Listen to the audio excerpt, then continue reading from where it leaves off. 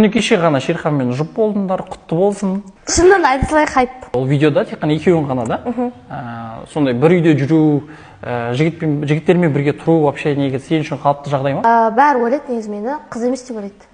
Негізі көбісі 100% деп айтсам артық емес. Осыдан бір ай бұрын сенің ерекше бір сезімің ашылды, ол редакторға, иә?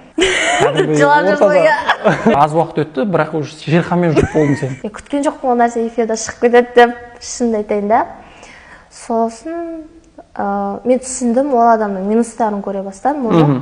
И сонымен артқа шегіндім. Одан кейін бірден ержігітке үміткер болып пайда болдың. Мен өзім тоқтаттым. Тоқтаттың. Маған ұнаған жоқ. Ержігітті жамандағаным емес, просто иногда шамға тиіп тістеп сөйлейтін өзінің несі бар оның. Ержігіт бар, Дархан бар, Шерхан бар.